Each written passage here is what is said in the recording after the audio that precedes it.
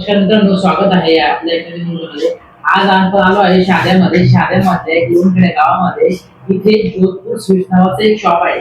खूप मोठं शॉप आहे. हे जे भाऊजींची स्टोरी कव्हर करायचं हे मुद्दा होता की हे राजस्थानला राहतात. राजस्थानवरून हे इंदूरला गेले.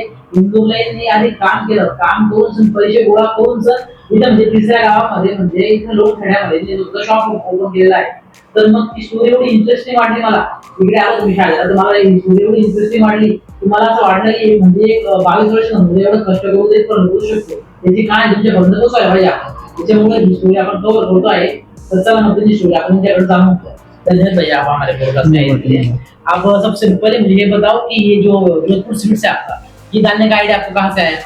ये जब मैं गांव में था छोटा तब मैंने 12वीं तक पढ़ाई किया था। तब मेरे को लगा कि अब मेरे को पढ़ाई नहीं करना, मेरे को खुद का धंधा करना है। तो मैंने 12वीं तक पढ़ाई किया था। तो फिर मेरे को यही अच्छा लगा था मिठाई का लाइन। और फिर मैंने नौकरी किया था यहाँ। तो फिर मैंने 1.5 साल इंदौर में नौकरी किया था। फिर मैं काम सीखा, मैंने इस चीज़ का नॉलेज लिया इसमें कितना क्या पड़ता है। क्योंकि जब अपन धंधा डालते हैं ना तब अपने को कोई तरह का नुकसान ना हो, जैसे कारीगर लोग कोई भी तरह का अपने को नुकसान ना पहुंचा सके। तो फिर 1.5 साल नौकरी किया, उसके बाद में अपने पास पैसा इकट्ठा हुआ था। तो फिर मेरे को लगा मेरे को खुद का करने का है, नौकरी नहीं करने का। तो फिर वहाँ से मैं इधर महाराष्ट्र में आया था, नंदुरबार जिले में। हाँ, तो फिर आया इधर, ये जगह देखी शादा तालुका में। तो फिर ये जगह अपने को अच्छा लगा तो फिर अपने यहाँ पे धंधा डाला है। तो आप इंदौर से पहले आपके गांव राजस्थान में थे क्या? जी। वहाँ पे क्या करते थे आप? वहाँ कुछ नहीं, पढ़ाई खेलते थे यही।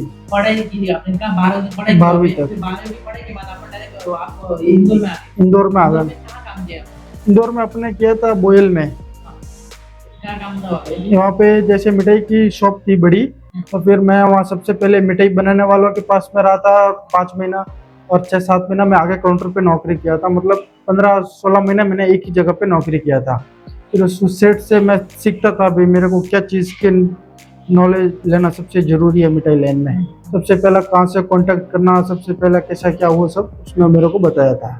यानी आपने ये सूट का शॉप डालने से पहले इसका जो काम रहता है, कैसे काम चलता है, सूट का दुकान रन कैसे होता है, वो पहले आपने सीखा दूसरी तरफ से। जी जी। फिर आगे क्या हुआ यहाँ कैसे पूछा? फिर वो तो यही, अपने पास में नॉलेज तो पूरा था। और जहाँ वहाँ स्टाफ रहते थे उन सब पे कॉन्टेक्ट नंबर में लेते रहता था। फिर उनसे बात करता था, उनको कि मेरे को धंधा करना, मेरा साथ देना और तुम लोगों का प्यार सपोर्ट मेरे साथ में बना रहना चाहिए। तो फिर उन लोगों ने, कारीगर लोगों ने मेरा साथ दिया था और मेरे परिवार वालों ने मेरा साथ दिया था। तो आप इधर इंदौर में थे, तो आपको कैसे आया कि यार मुझे यही बिजनेस में जाना है और मुझे यही बिजनेस करना है ऐसा?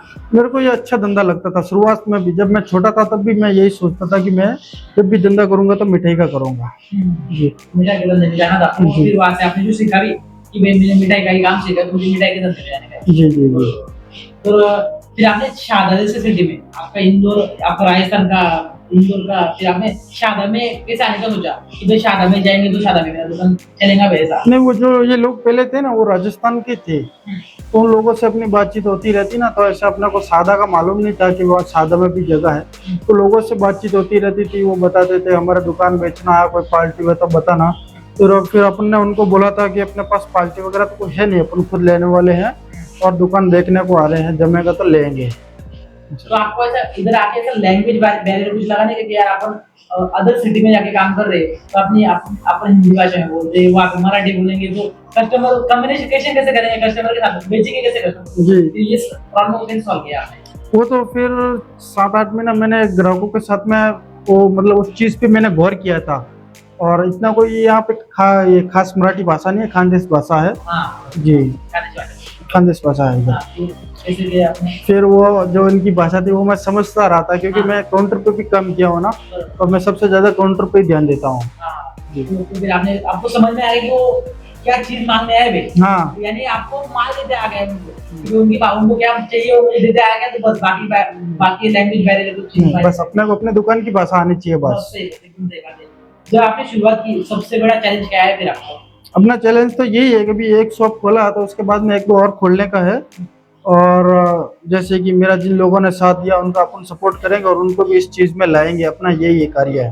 तो नहीं आपने अगर यहाँ पे शॉप डाला तो डालते बरोबर तो चलने लग गया, कौन से भी किधर भी अपन अभी नया धंधा जाता है ओपन कर रहे हो चाहे, तो उसमें लगे चलने तो नहीं लग जाता। तो आप यहाँ पे आए तो आपको क्या चैलेंज लगा यार, आप आगे क्या बेचना कठिन है, लोगों को समझना कठिन है, यानी प्रॉब्लम क्या है आपको चलते समय यहाँ पे? प्रॉब्लम तो देखो कुछ नहीं है, आदमी के खुद के अंदर हुनर होना जरूरी है। जैसे कि मेरे को लगता था कि यार चलेगा या नहीं चलेगा, मेरे को 100% यकीन था कि ये दुकान अपन रखेंगे, अपन मेहनत करेंगे तो दुकान चलेगा, चलना ही चलना, माल बिकता है मालक नहीं बिकता है। ये है। क्वालिटी भी बोलता था कि भाई यहाँ पे 100 लोगों का कंपटीशन होंगे, लेकिन मैं क्वालिटी डिलीवर करूंगा तो लोग आएंगे मेरे पास। देखो हाँ, कंपटीशन तो अपन करते ही हैं। जैसे अपने इधर आजू बाजू में जो नाश्ते की लाड़ियाँ, अपन उनसे कंपटीशन करते हैं, क्योंकि एक लाड़ी लाड़ी होती है और दुकान दुकान होता है, और अपन क्वालिटी भी रखते हैं तो ग्राहक को पसंद आता है, तो अपन उसके हिसाब से माल रखता है, उनका व्यवहार सब अच्छा रखते हैं अपन। तो आपने जो टेस्ट लाया, जो आपकी भीड़ थी आपकी सूची की दुकान पे, तो आपने जो टेस्ट दिया, जो महाराष्ट्र टेस्ट दिया कि आपने वो राजस्थानी टेस्ट दिया, इसकी वजह से लोगों को अलग कुछ मिला खाने को? राजस्थानी टेस्ट दिया अपन ने। लोगों को राजस्थानी टेस्ट दिया, इसलिए आपको इसलिए जो आपका ये टेस्ट है, तो आपका यहाँ पे सबसे ज्यादा क्या बिकता है नाश्ते में? नाश्ते में तो अपना क्या है, ये पोहा है और कचौरी, ब्रेड, कटलेस और जलेबी है, खमन है, खमनी है, मतलब काफी तरह के आइटम है। तो आपके सेलिंग आइटम जी। सुबह रोज लोग नाश्ता करने जी जी। लोगों ने आपका शुरू में साथ दिया कि फिर कैसे चला आपका? अगर आपने आगे डाला तो जो यहाँ के लोग हैं तो आते थे पहले पहले खाना खाया या खाने, या फिर अगर भी होती थी कि नहीं होती थी? नहीं, शुरुआत में अपना मराठी भैया ने भी अच्छा साथ दिया था, रिस्पॉन्स है, और अपना और उनका एक रिश्ता है अभी भी, और वो आते रहते हैं। उन लोगों ने साथ दिया कि यहाँ पे ये चीज़ ज़्यादा चलती है, तो इस चीज़ पे आपको ध्यान देना और आपका दुकान सक्सेस है, तो अपन ने उनकी बात भी मानी थी और अपने अपने हिसाब से भी चलते थे। सही बात। जी जी। फिर उस समय आपकी जिंदगी में ऐसा कौन सा मूवमेंट आप जब आया कि आपको लगा यार कि इतनी मेहनत कर रहा हूँ लेकिन हो नहीं रहा, मैं इतने मेरे गांव से यहाँ तक आया, आपको ऐसा लगा? एक दिन आदमी विचार करता है कभी कभी यार मैं रोज सुबह उठ के मेहनत कर रहा, फिर भी एक दिन धंधा नहीं होता, तो आदमी को लगता कि यार छोड़ दो, चलो वापस चले जाओ, ऐसा कभी आया आपके मन में? हाँ, ऐसा आया था मैं, लेकिन मैंने कभी हार नहीं माना था, क्योंकि मेरे को लगता था कि मैं ये चीज़ के अंदर घुसा हूँ तो ये चीज़ मेरे को करके ही रहना है। और जब मैं मिठाई लाइन में कम से कम 6-7 साल हो गए मेरे को, सीखा था, फिर उसके बाद में आया, उसके बाद में धंधा किया, और जब मेरे को यहाँ से लोगों ने साथ दिया और राजस्थानी भाइयों ने भी साथ दिया था मेरे को, तो ये चीज़ का ध्यान रखना, आदमियों से कैसे व्यवहार रखना, उनका वो सब जिसका सेटअप रखने का। तो इंदौर से शहादा तक का सफर कैसा रहा, और किन चीजों का टेस्ट और अनुभव आपने यहाँ के कैसे अपनाया, यानी वहाँ का जो टेस्ट यानी कुछ भी होगा वो आपने यहाँ पे कैसे अप्लाई किया वो चीजों को? देखो, हर स्टेट का अलग अलग वो टेस्ट होता है। जैसे राजस्थान का अलग है, महाराष्ट्र का अलग है, इंदौर का अलग है। और इंदौर में सबसे फेमस जो है वो पोहा है, और इधर है कांदा भजिया है, फाफड़ा है, वो भी अपन टेस्ट रखते हैं। अपन हर स्टेट का टेस्ट रखते हैं, लेकिन अपन ज़्यादातर राजस्थान का टेस्ट रखते हैं, क्योंकि लोगों को या राजस्थानी टेस्ट बहुत अच्छा लगता है। कड़ी के अंदर नाश्ता बहुत फेमस है उधर राजस्थान में। अभी लोमखेड़े का सबसे बोले तो गाँव का 4 रास्ता बोले तो सबसे बड़ा चौक है, तो आपने मेन चौक में इतनी बड़ी दुकान डाली, तो ये डालने से पहले आपने विचार नहीं किया क्या कि यार मेन चौक में इतनी बड़ी दुकान दे रहे और अदर राज्य में दे तो कोई दिक्कत आएंगी, क्या आएंगे, वो सोच को आपने कैसे चैलेंज किया कि मैं डाल के रहूंगा और मैं उसको सक्सेसफुल बना के रहूंगा अदर सिटी में ये दुकान, देखो, और मेन चौक में वो भी? वो 4 रास्ते का मतलब तो ऐसा है कि देखो, दुकान की लोकेशन होना, 4 रास्ते का ही दुकान का लोकेशन होता है। चारों तरफ अपनी दुकान के आजू बाजू में रास्ते हैं और आगे कॉलेज वगैरह है, तो अपने को लगता था कि 4 रास्ता भी है, लोग इधर से भी आते हैं, चारों तरफ से लोग आते हैं, तो बच्चे भी आएंगे इधर से, कॉलेजों से नाश्ता करेंगे, चाय वगैरह, पानी, कोल्ड ड्रिंक सब चलेगा। इसकी वजह से अपने दुकान रखा था। वो लोकेशन के हिसाब से आपने इधर दुकान देने का वही था, यही था कि भाई 4 रास्ता है तो अपना धंधा ज्यादा से ज्यादा धंधा। सही बात। आपकी मिठाई हो और नमकीन और नाश्ते में जो भी आप बेचते हो आपके स्वीट्स की दुकान पे, ऐसी कौन सी चीज है जो लोगों को बार बार आपकी दुकान पे आने के लिए प्रेरित करती है? अपने पास में तो मिठाइयाँ में और फरसान नमकीन में है, तो मतलब सब माल क्वालिटी में है। जैसे सबसे ज्यादा इधर रसमलाई मांगते हैं, काजू कतली, नमकीन में मांगते हैं फरसान वगैरह, बाजी शेव वगैरह, टोटल माल क्वालिटी में, और अपन खुद बनाते हैं यहाँ पे अपनी शॉप पे ही। सही बात है।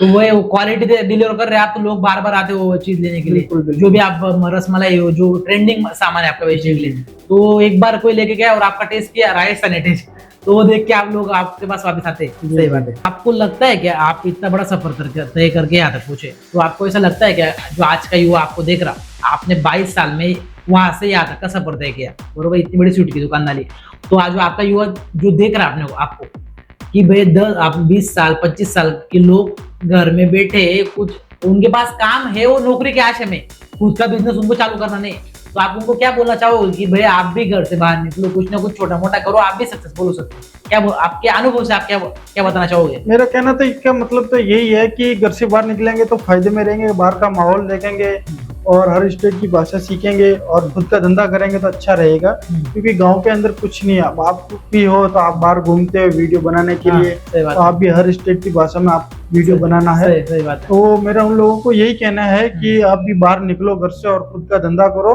और खुद का धंधा नहीं हुए तो शुरुआत में नौकरी करके फिर उसके बाद में धंधा जमाओ, खुद का दम हो। सही बात है, सही बात है। तो बिजनेस में परिवार का कितना सपोर्ट था आपके? बिजनेस में मेरा परिवार का ही सपोर्ट रहता है ओनली जी, और एक मेरे कारीगर लोग हैं उधर यूपी साइड के, और उन लोगों का साथ रहा था, और अभी भी वो मेरे पास में नौकरी करते हैं। तो आपके परिवार ने कैसा आपको इमोशनली सपोर्ट किया कि भाई साथ में आए, आपको भाई तू कर, कोई दिक्कत नहीं, कोई दिक्कत आए तो हम पीछे खड़े, ऐसा? देखो उनको मिठाई की लाइन की जानकारी नहीं है, हाँ। तो फिर उन लोगों ने मेरे को बोला था कि तू कोई भी स्टेट में जा, हमारा तेरे साथ है, हाँ, मतलब हम लोग तेरा को साथ देंगे। इमोशनल सपोर्ट है आपको, ऐसा? हाँ। तो क्योंकि उन लोगों को मालूम नहीं है ना कि भाई कौन सी मिठाई को कैसे क्या तरीका क्या रेट में बेचना, तो उन लोगों ने बोला था तुम काम करो, हमारा सपोर्ट है। हाँ। और फिर भी मेरे जैसे दोस्त लोग थे ना मेरे गांव के 20-25 किलोमीटर के दायरे के, उन लोगों ने भी मेरा साथ दिया था जो मिठाई लाइन में है। सही बात है। तो किसी ऐसे इंसान का नाम बताइए जिसने आपको इस सफर में सबसे ज्यादा प्रेरित किया, यानी आपको मोटिवेट किया कि तू कर, कोई दिक्कत नहीं, हो जाएगा एक दिन सक्सेसफुल। इसमें तो क्या है, पंचाराम देवासी है और लखराम देवासी है और नारायण देवासी वगैरह काफी लोग हैं। हाँ जी। तो इन लोगों ने आपको प्रेरित किया कि भाई तू जा, किधर भी जा, तू तेरे में टैलेंट है, तू किधर भी जाएगा तो तू सक्सेसफुल होगा ही होगा। सबसे पहले मेरे को मिठाई लाइन में यही लोग लेके आए थे, पंचाराम देवासी और लखनराम देवासी। हाँ, इन्होंने सिखाया था कि आपको ये काम? नहीं, उन लोगों ने बोला कि तुम मिठाई लाइन में चल हमारे साथ में, और मेरा खुद का भी शौक था मिठाई लाइन में जाने का। हाँ। तो फिर उन लोगों ने मेरे को नौकरी बताया था, फिर उनके साथ में मैंने काम किया था। सही बात है। तो अभी ये शॉप में आपके पास कितने लोग काम को है? अभी अपने पास में 5 लोग हैं और मैं खुद 6। हाँ, आप यही रहते यानी यही पे रह के वो जो लोगों को भी यही रखते कि फिर आपका दुकान के ऊपर है ना अपना रूम वगैरह पूरा फ्लैट है। हाँ, हो गया। तो फिर के वो उनका सैलरी वगैरह कैसे रहता, क्या कैसे देते आप? इन लोगों को मोटिवेट होगा कि भाई किसके लिए पूछना मालूम है कि मैं, कि भाई जिस उम्र में हम 20-22 साल की उम्र में लोगों को ऐसा लगता है कि हम 10-20 हजार रुपए नहीं कमा सकते, और एक 22 साल का लड़का यानी 50,000 लाख रुपए लोगों को बांट रहा, ये बहुत मोटिवेशन की बात रहेगी लोगों के लिए कि अदर सिटी से आके सामने वाला इतनी मेहनत की, उसने उसके खुद के मुकाम पे दुकान बनाया और लोगों को काम रोजगार दे रहा और उनको पगार बांट रहा, ये बहुत मोटिवेशन की बात है लोगों के लिए। सही है। तो कैसा पगार बांटते आप? मैं उनको पगार यही बांटता हूँ जो अच्छा काम करेगा। हाँ। और उनको अपना खुश भी रखते हैं। उनकी जो पगार है, एक आदमी की तो 25,000 पगार है और एक की 14,000 है और एक की 12,000। टोटल कितनी पगार बांटते हैं महीने में? अपन टोटल पगार बांटते हैं 1 लाख रुपए आदमियों को। और फिर दुकान का खर्चा अलग है।